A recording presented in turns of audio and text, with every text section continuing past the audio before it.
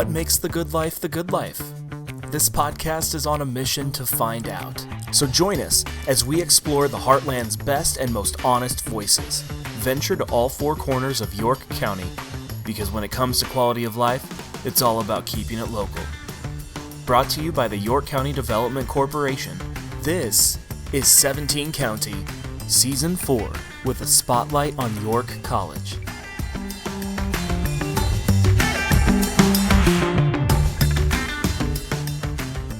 Thank you for joining us today. Be sure to like, subscribe, and review this podcast, 17 County Podcast. Doing so helps grow our podcast, and we would appreciate the help from our listeners. We'd also like to take the time to thank our the members of YCDC. Without them, we wouldn't be able to do all the great things that we do here. So I would like to thank members such as A Plus Construction, members such as Cornerstone Bank, York General, Union Bank. Things of that nature. So we really appreciate those members and everything they do for us. So if you would like to see some of our members, feel free to check them out at our membership directory at yorkdevco.com. That's York, DEVCO.com. And so we'll jump right into the interview. Today we are joined by a person who grew up here in York, but started their professional career not here in York, but eventually found their way back.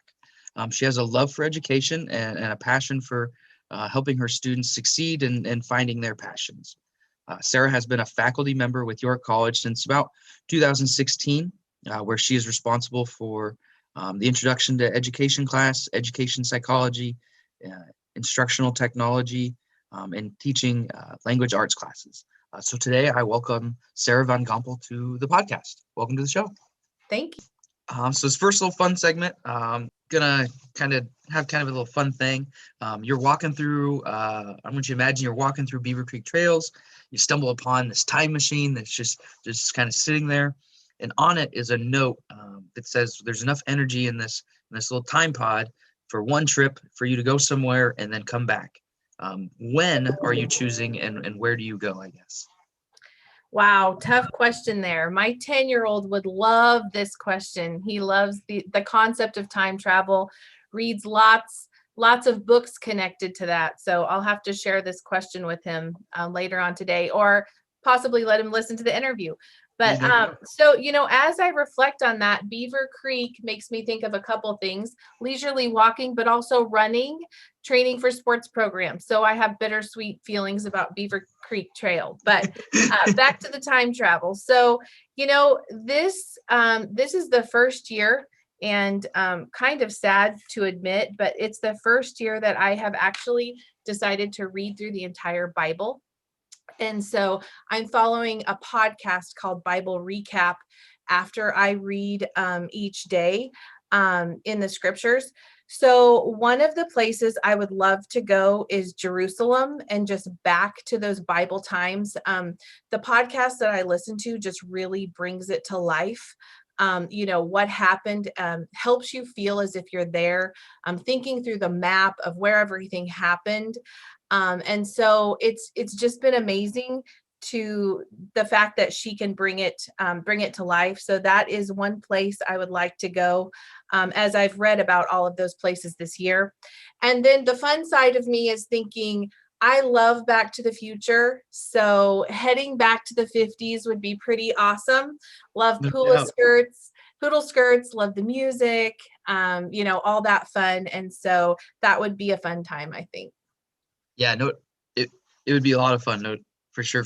And the big stark thing that I'm seeing in my mind, right, is just you'd have less people with like distractions, or at least I would imagine, people walking around with their phones, or it'd be interesting to see that time period. I grew up with pretty much almost my entire life there's been cell phones, and so it'd be kind of interesting to see the flip side of that. I guess you wouldn't have to go back to the 50s to kind of experience that, but there's less, radio is still kind of coming out and all that kind of fun stuff. So yeah, I think that would have been a lot of fun. So we'll kind of jump into the interview here. So talk to me a little bit about what it was like growing up here in York. I love York, Nebraska. My parents, when we moved here, they actually purchased what was an old dorm on campus and moved the house. So really crazy. But so I grew up across Miller Park, the 3 baseball fields there. There's Yeah. a house right across there. It's white now, pretty tall house. So they moved the house over there. So I have lots of memories of baseball and softball, not necessarily playing them, but people passing, coming and going, the lights being turned on, the railroad tracks, that bridge over there. I was just gonna say, the Big Green Bridge was probably a Yes. staple of your childhood. Yes, the big green bridge, watching trains pass, being up there at the top. I remember riding my bike down 1 or 2 times, which was not following the rules. I'm not really a rule breaker, but I do remember that a couple times. That was always a fun rule to break. Yeah, for sure. I remember the York County Fair growing up, just going out there, and 4-H being such a big thing. I remember my first pin cushion that I made, taking it, entering it.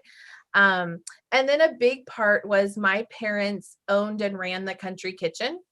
And so I grew up in the restaurant business and got to be part of that, with the small town feel of guys coming in for coffee, or ladies coming in to play cards in the afternoon, and asking my dad how his kids are doing, and just that type of thing. It was a fun atmosphere, and then eventually worked there as I got older. So those are just a few things that I think of when I think about growing up in York.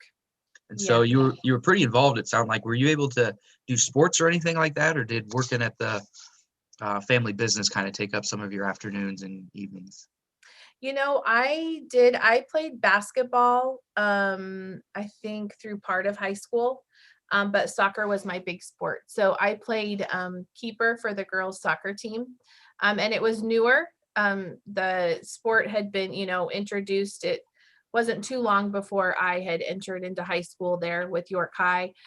So soccer was probably my biggest sport, but I was really involved with Dukes and Duchesses and choir, and I was in the plays, and I played the saxophone. And so lots of busyness. So it was fun. Great. And so how did you arrive upon your college? Did you always know growing up here that you kind of wanted to go to York College, or was there a connection? How did you land upon York College? Well, York College was, part of my life growing up. I went to the basketball games and went to all the sporting events, and we were connected to college students. We even had a couple college students live with us at different times.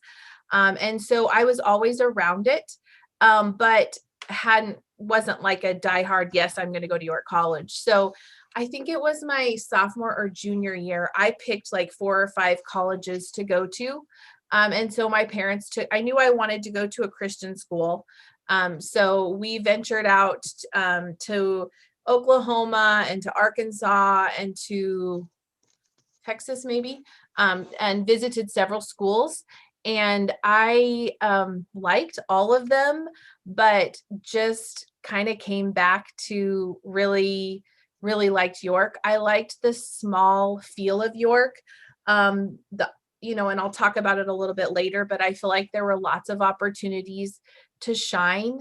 And I actually knew some of the professors just because of church or different things like that. And so it was kind of a safe haven place to kind of get to spread my wings and not live at home, but have home be accessible. So I can't remember how the arrangements kind of worked, but with you being in York, were you allowed to live at home, or did you have to live on campus for those first 2 or 3 years? I could have lived at home, but chose to live on campus just to be more part of that world and to be a little more independent in that way. And, we talk about the YC experience.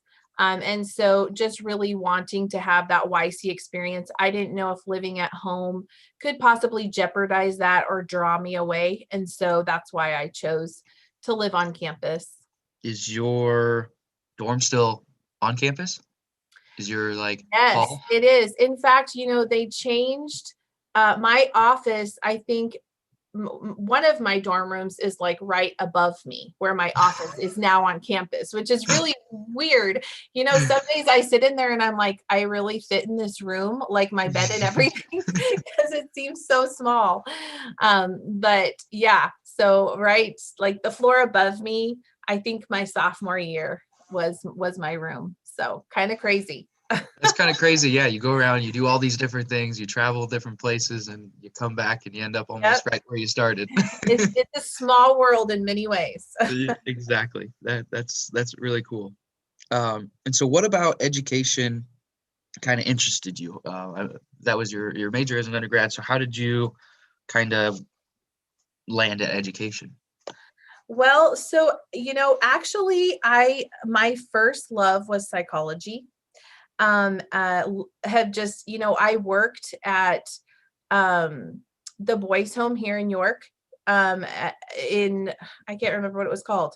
Epworth? Epworth, yeah, Epworth Village. So I was a life skills trainer at Epworth Village. And I just had a real passion for psychology. So that was my first major, was psychology. I majored in psychology. And then as I was going through my psychology classes and reading about the brain and reading about how people learn, I was just thinking, holy cow, I could make such a difference in the classroom. Like understanding how students learn, understanding about how important relationships are, understanding Maslow's hierarchy of needs, all those things that we learn in psychology. I just thought, wow, I could just really make a difference. And so I just decided to double major and tacked on elementary education with the psychology. Some of you who are listening might know Courtney Nixon, but she was a second grade teacher at York Elementary. So I had the privilege of student teaching with her and just loved it. I mean, amazing experience. Still keep up with her today. Just got a Christmas card yesterday from her. So it was just an amazing experience. And I'm so glad that I, decided to pursue the education with the psychology. And I tell my ed majors all the time, in every job I've had, I use my psychology degree. So but I used it in the classroom all the time. I use it with, the peers that I was working with. And so it was such a valuable add-on. The education was the add-on, but really that's what I pursued. But both have been great as I learn and grow as a professional. Definitely. I mean, Courtney Nixon, not a better person to learn from. Such a passion for educating the youth, and Yes. she was a great second grade teacher. I had Beth Lucas at the time. And I love Beth. Yes. So Yep. she was right across the hall, so positive and encouraging. And yeah, she had all of her frogs. She had the frog. What was the frog and toad? That was always her big thing. She really liked that book, and so she had so many of those decorations in her room. Yeah. So no, that was a great group of of women to learn from and everything. Yes.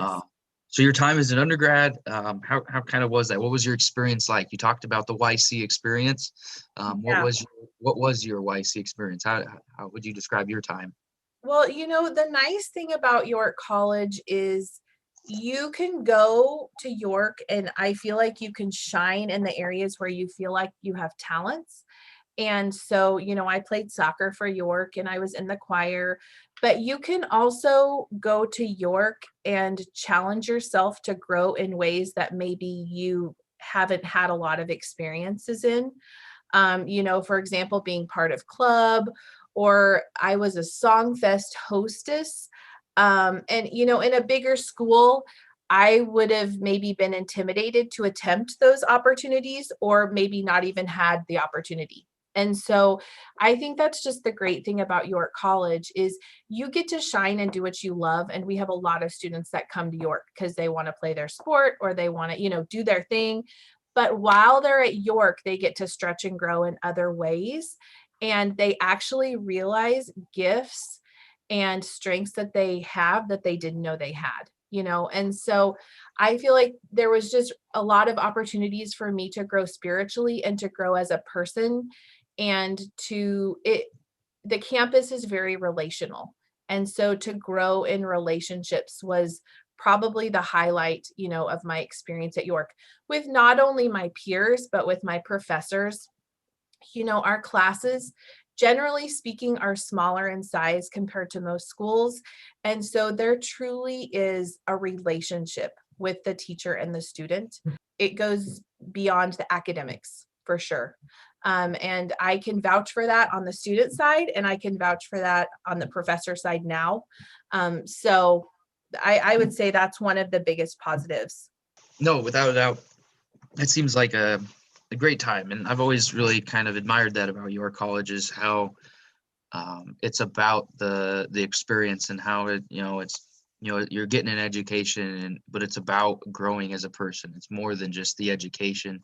It's education about yourself and learning more about yourself and everything like that. So I think that's a phenomenal mission and phenomenal part of your college. So breaking into teaching, how did you find your first professional role? Did you have to look far and wide, or was it something that kind of came to you? What was a little bit about that kind of process? So we looked at a map. I met my husband at York. And so he played soccer too. He was a keeper for the boys team. So we had a lot in common. And, at York, we talk about transformation, and he is the ultimate transformation story. Came from no religious background at all, no church. All he just showed up to try out for soccer one day, and so made the team, ended up at York, and the rest is history. But part of our move to Wichita was connected to his transformation. And I'll share this as quick as I can. One of the students at York, he was a soccer player, and he passed away driving back to York one weekend. He was the keeper for the boys team. In Concordia, there was a head-on with a semi. It was icy that night. So we were both super close to him, and through losing Brian, we became really close to his family. And so his family was actually from Wichita, Kansas, and we had been there several times to visit them. So when we were considering, where we were going to move, we decided, let's move to Wichita and we'll find jobs there, because we had been to the church there. We knew we had a good support system. We knew that his family lived there. And so that's kind of what we did. And God just blessed us through that. And actually, Brian's dad ended up baptizing Ken. So it's kind of a neat full circle story, but they're super close to us today, and we go back and forth. And when we moved to York, we're really sad to leave them, but we just kind of moved in faith, knowing that God would provide. And so I actually ended up at a school where 2 York College graduates taught.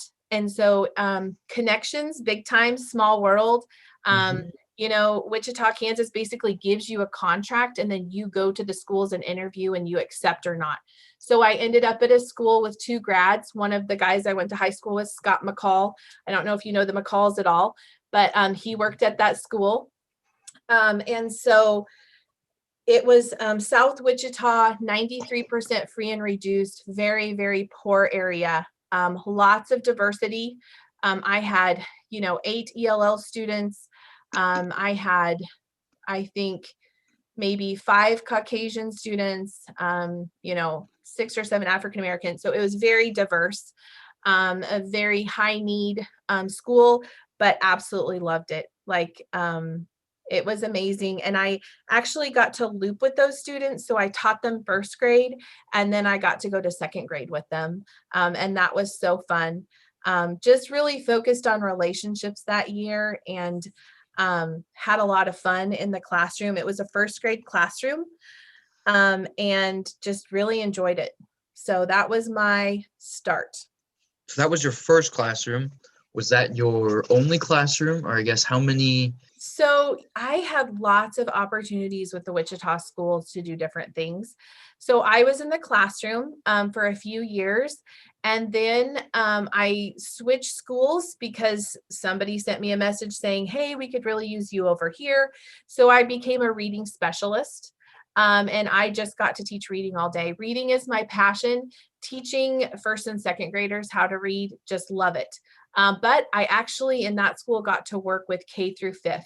So I had 5th graders that didn't know how to read. And so my challenge was, how can I connect to what they like? How can I get them in love with the book? How can I, so it was amazing that time as a reading teacher.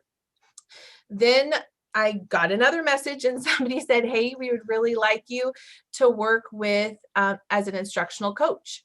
And so I kind of switched gears. And so that was more working with new teachers and doing a lot of mentoring and staff development.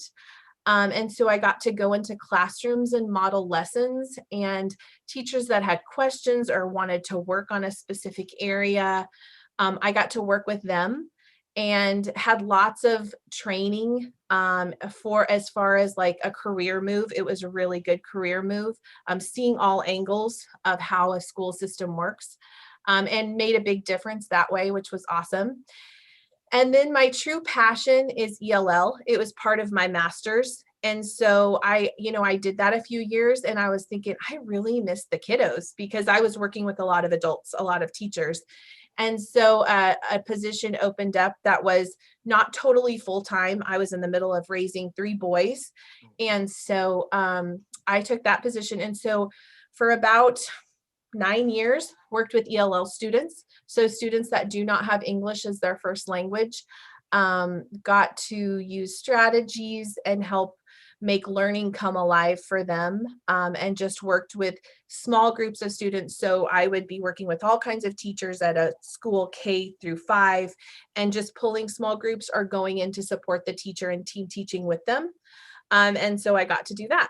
So lots of experience and variety and learning lots. I was probably, with some of my support positions in about 10 different schools throughout the years. And then I also worked for, we were from Andover, which is a suburb of Wichita. And so I worked for them part-time and Wichita part-time in the ELL programs. So I got to see, what does it look like in a school that has high poverty, and what does it look like in an affluent school? And there's issues in both schools and, definitely good and bad in both schools. Parent involvement, there's issues and good things in both schools. And so, but it is starkly different because, the school in Andover was 7% free and reduced. The school in Wichita was 97%.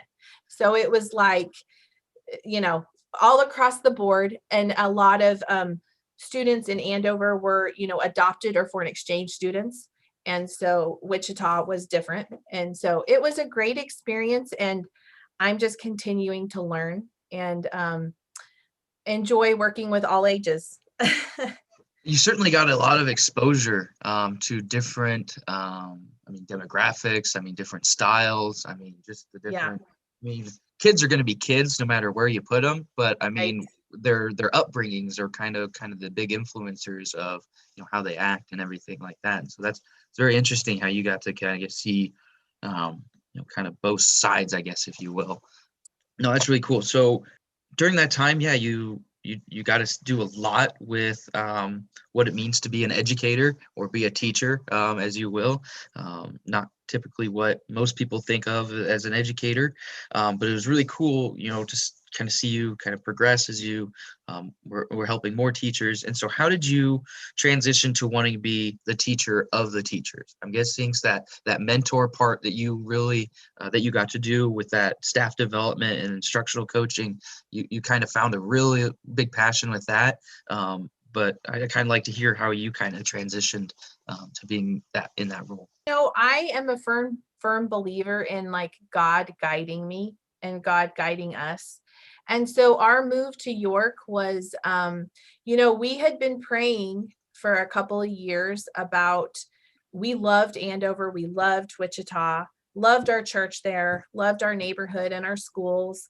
But just being, there's something about York, and my parents lived here. My sister lives here. So cousins are here, grandparents are here. And so we just thought, it would be awesome to raise our children in York. The nice thing about York is there's a broad range of socioeconomic levels in York. And so you get a little bit of everything. And in Wichita, in the schools, they were in Andover schools, and it was very affluent. So lots of wealth. Of course, we weren't necessarily part of that, but our our kiddos were being influenced by that. And so that thought crossed our mind.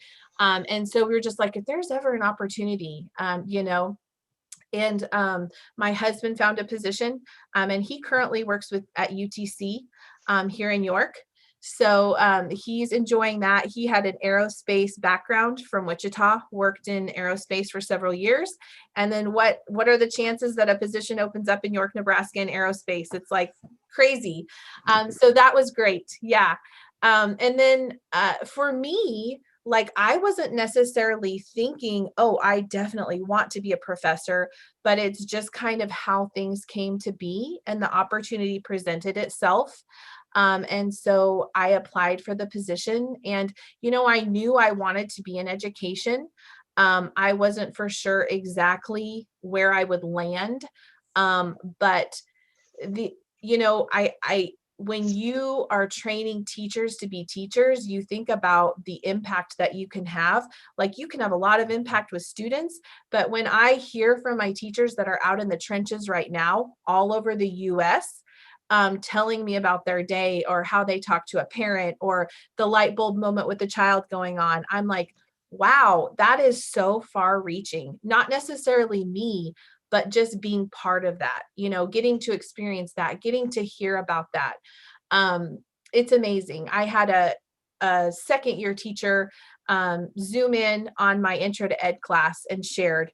And, I saw her when she was a freshman in college, and to see the growth from, 2 years into teaching and being a freshman in college, it's just amazing.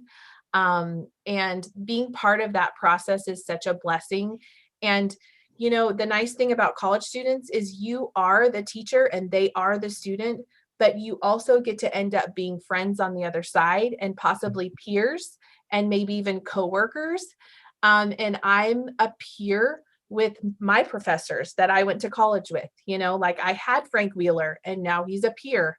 And so that's kind of really neat to see that transpire and to get to be part of that. So it's not something that I sought out and said, this is the track I'm definitely on, but it found me and I'm just so thankful. And it's been a real blessing in my life. No, that's really cool. What were kind of your initial struggles, I guess, or your initial challenges, becoming a, professor, with having to come up with maybe, some curriculum or come up with, how you're going to, lead your classes or anything like that? I think, well, you definitely have curriculum that you use. And one of the hard parts for me is, in the classroom, I was very organized, but I also had to be very flexible. And in college, you give them the course guide and the syllabus on day one. And, as a teacher, I'm just kind of like, it's hard because as you learn and understand your students, you change what you do, and sometimes you change the track. And so that finite, this is what we're doing when, this is when the test is, this is, that was hard for me, because I want to adhere to that and follow through with that because that's what the students are expecting. But at the same point in time, losing some of the flexibility that I had with my students in the classroom, it was really difficult because I would, after a lesson, I would say, oh my goodness, we really need to refocus on this. And I need to reteach this, or it's a deer in headlights with this skill. And then I'm like, oh my goodness, but the test is set for this day. And so I think that's been one of the hardest things is just wrestling with that and in the classroom, you do stay on schedule too, but there's just, you're not giving them in print, here's what's going to happen, and they're not holding you to it, so to speak. So that was a big adjustment.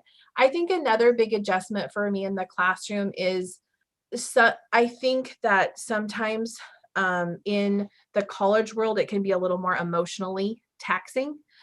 Because, I'm dealing with students that have mental health issues, and I'm dealing with students that, are juggling jobs, and students that are losing parents. And that happened a little bit in the classroom, but the emotional aspect of the college realm, it's just been a different world compared to first grade. So, Right. so that's been, a big adjustment, on my part. But at the same point in time, there's so much opportunity with that. I've been able to mentor and connect with students on a non-academic level, and help walk them through some storms. And so there's been lots of blessings amidst the struggle. That makes it all kind of worth it, though. I mean, but your time here at YC, has it always been, coming here? Has there ever been, options to maybe go somewhere else? Have you had kind of an inkling to go anywhere? What about YC? And if not, what about YC kind of has made you want to stay here? I would definitely say it's the people. And, my husband and I have both talked, and we like York for York. And I think you make lots of sacrifices, whether it be, inconveniences, or there could be a financial sacrifice, lots of different sacrifices to be in York. But we're both pretty passionate about it being worth it, for our family and for our careers. There's just kind of a peace, and it is really busy, but it's not like a big town busy, Mhm.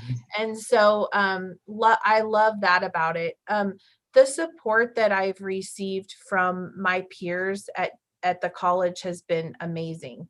I work with both D Harts, Aaron D Hart and Bobby D Hart teach in my department, and they have both been, so supportive.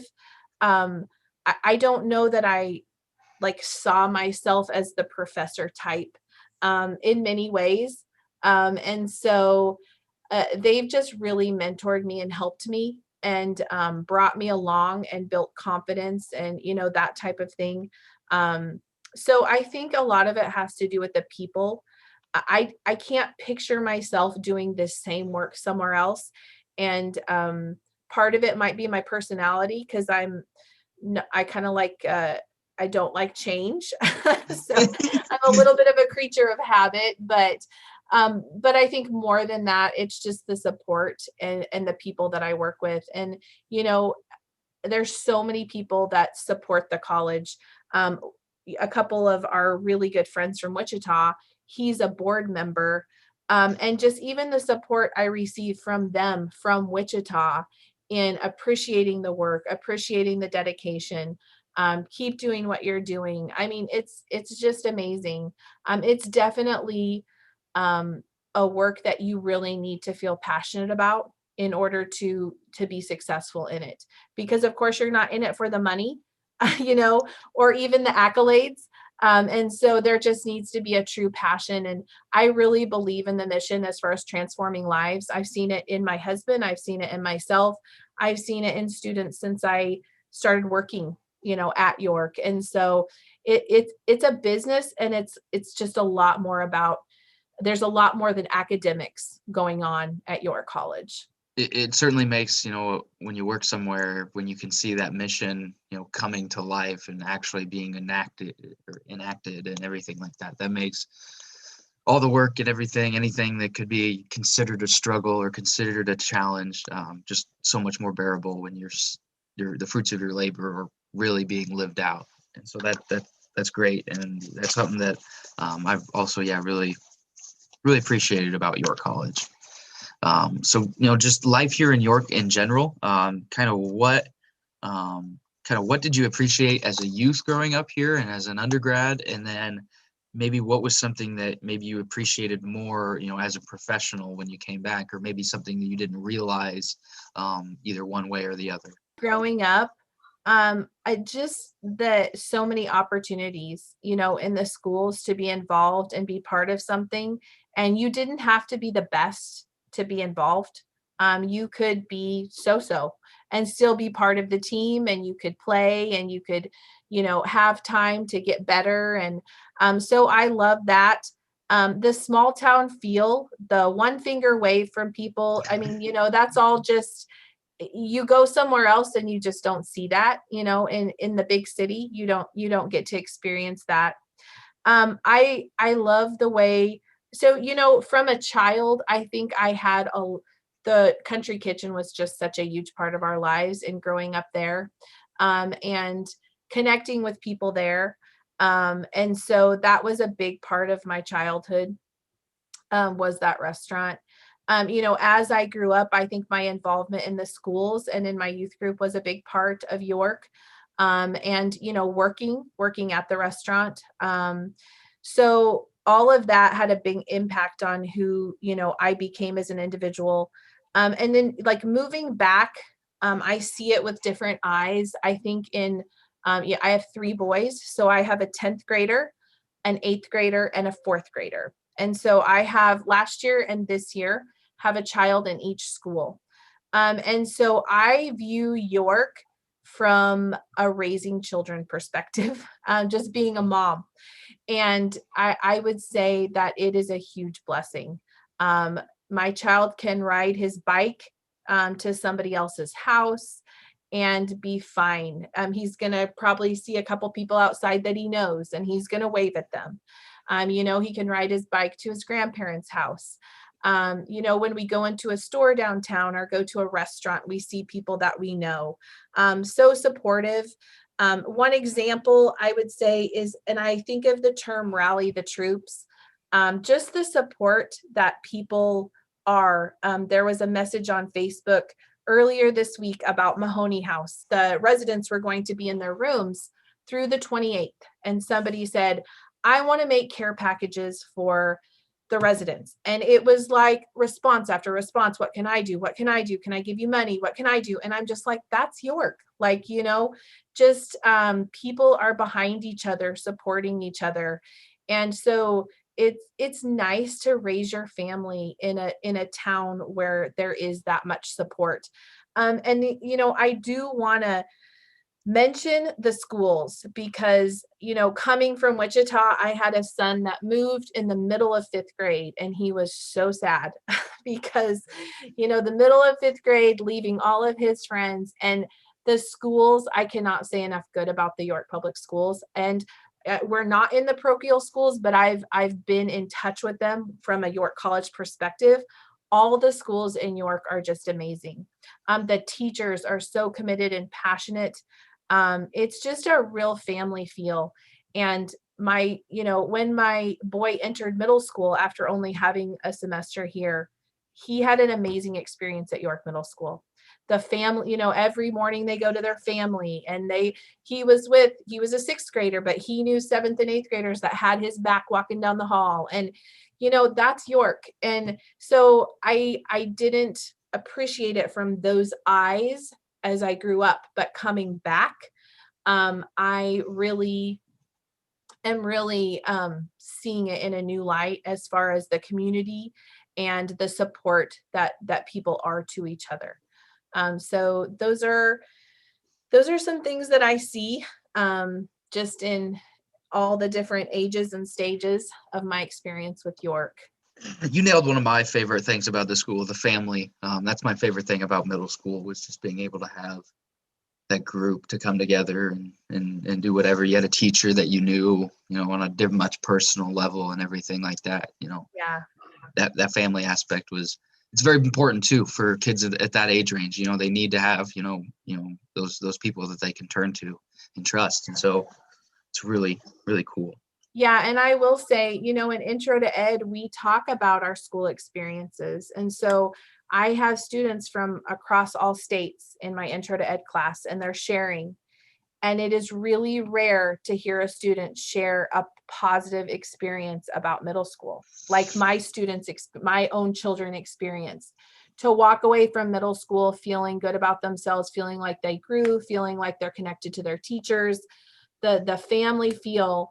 It's such a turning point in a child's life, that time. And so I just can't say enough good about, the schools and how much they care, and the teachers. But yeah, it's great. You already mentioned a little bit about your family, your 3 sons. Talk to me a little bit about, what your husband does, and then, maybe some other activities that you as a family, kind of like to enjoy here in the community. Yeah, well, so my boys are pretty passionate about soccer.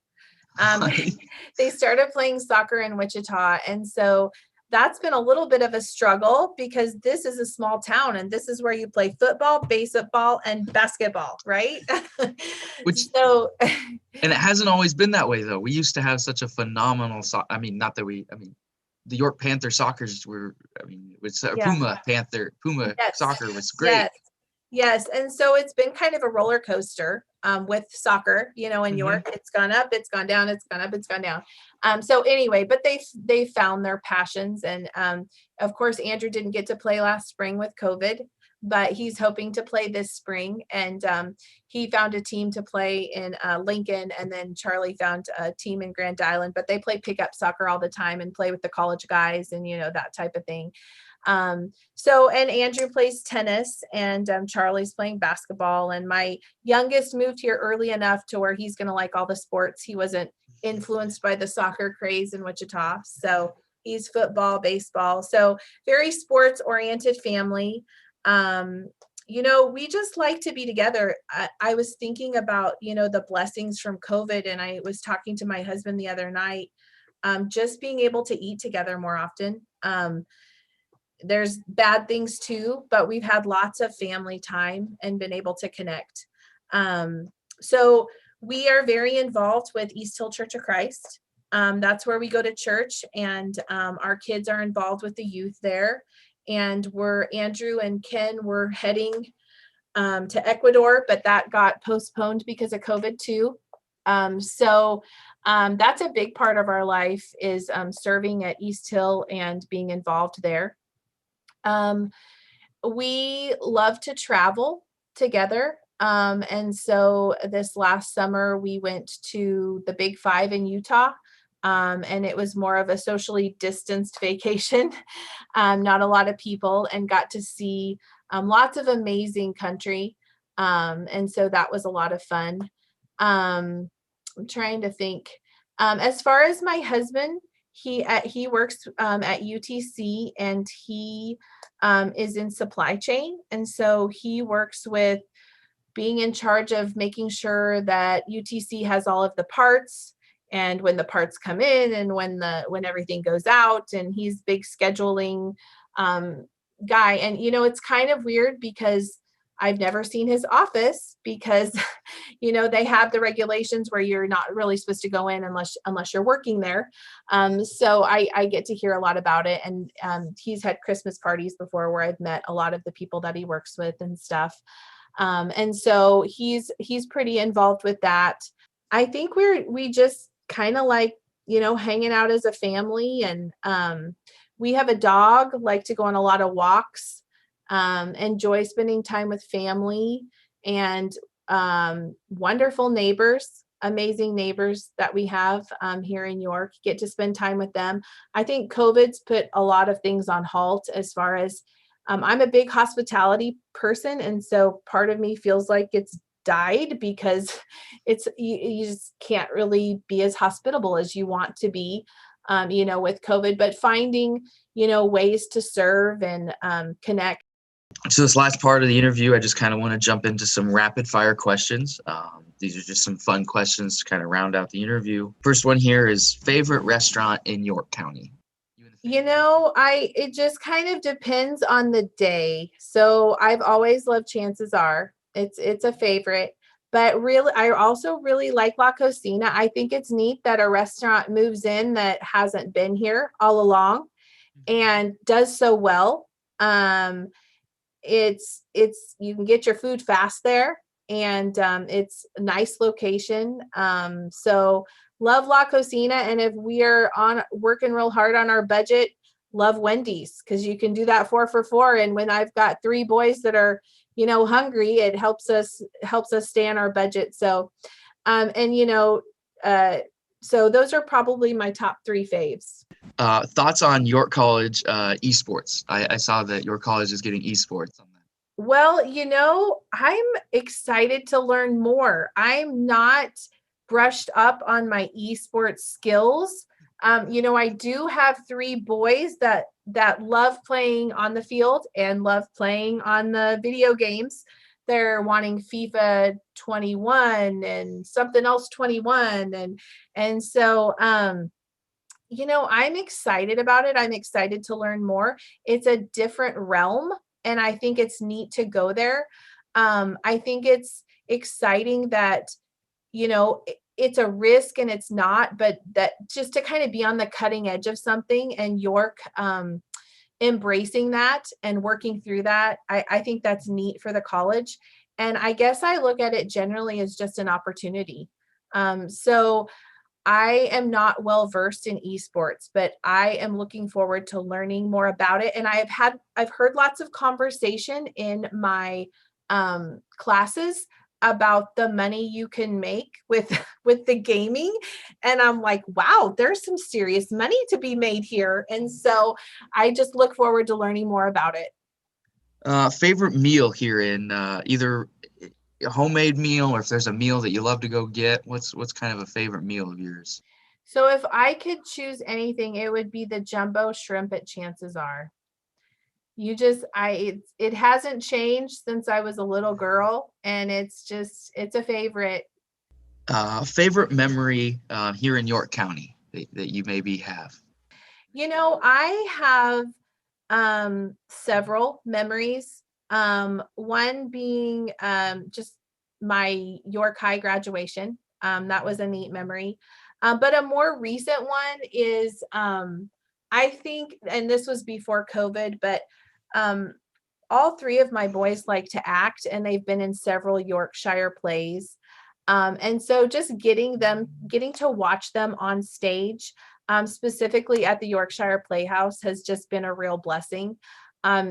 It's just neat for them to get to partake in the opportunities that I had as a child.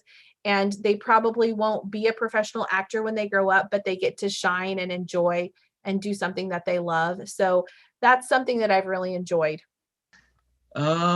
Favorite county or local event? What's something that you're always looking forward to? Something If I had to choose one thing, I would say it would be Yorkfest.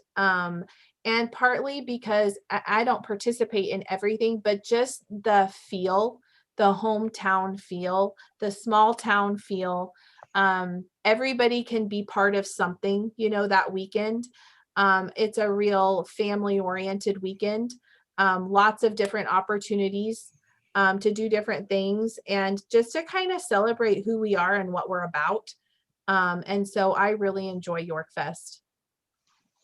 Yeah, that's always one of my favorites too. It's it's in the fall, it's starting to become a little bit nicer. You have to have a jacket, but you can still wear shorts. I really like that time of year and everything like that. So yeah, that's a really kind of fun event.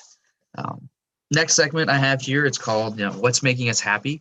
It's just kind of a fun segment where we talk about kind of the fun things going on in our lives that kind of, instead of focusing on some of the negative out there, just kind of bring some positivity into the world.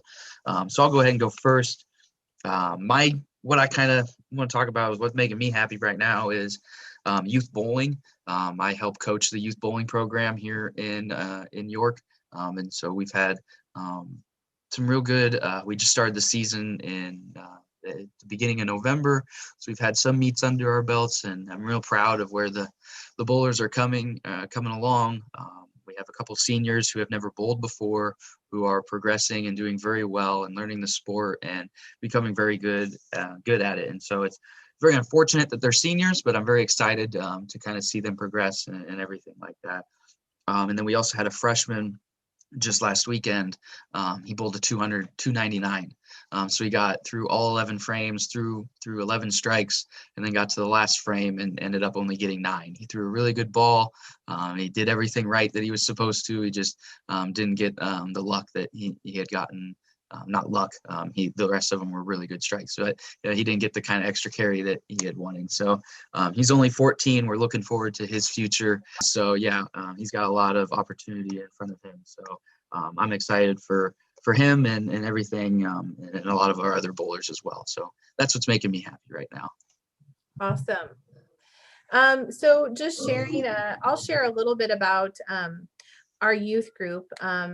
One thing that, I don't know, it brought a lot of joy, I would say. Sometimes happiness and joy are a little different. And so a week ago Wednesday, I had read an article about a family, I think, in a different town. They purchased poinsettias and they delivered them to a nursing home just so each resident would have a poinsettia.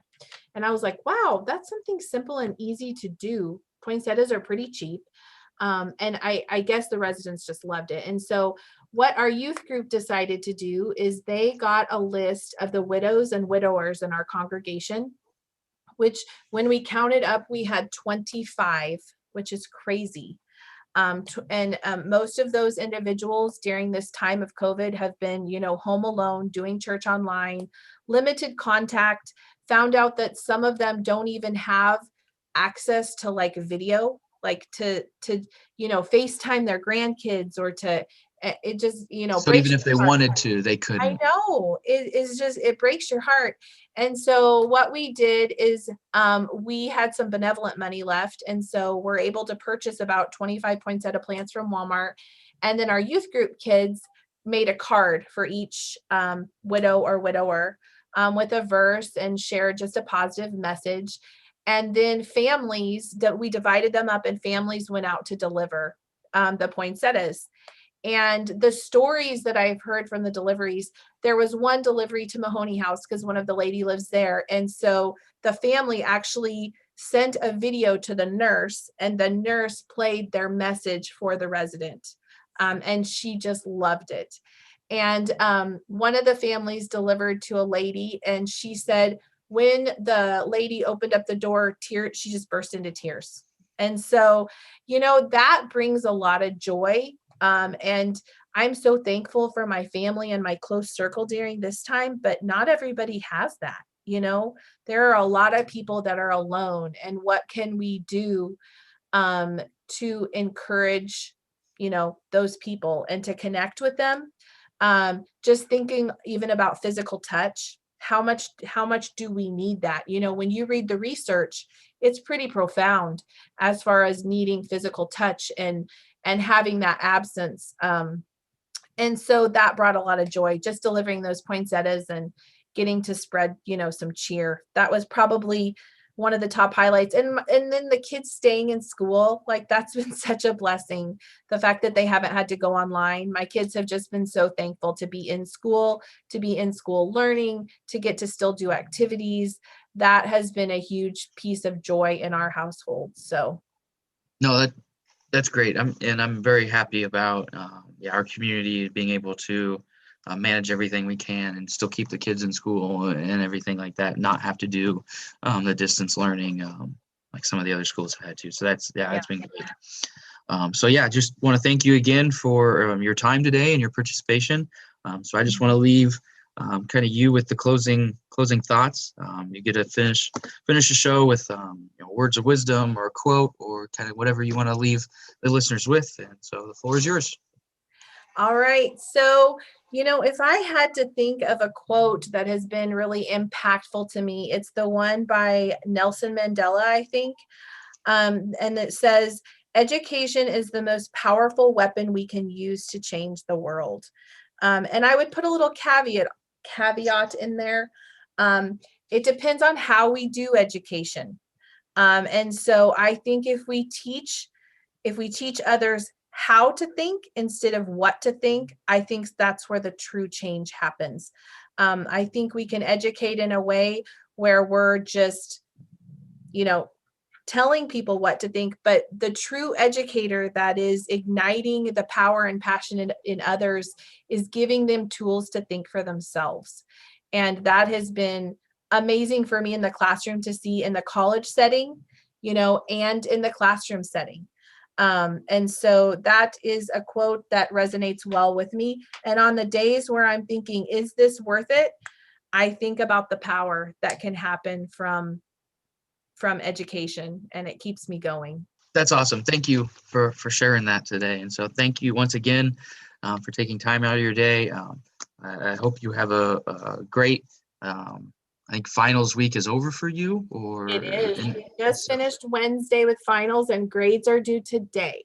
So I hope you Oh. are flying through those grades and everything like that. And so I wish you a good Friday, and you enjoy the rest of your week. And I wish you a Merry Christmas as well and a Happy New Year. So All right. Same to you. take care. We'll see you Okay. around. Thank you.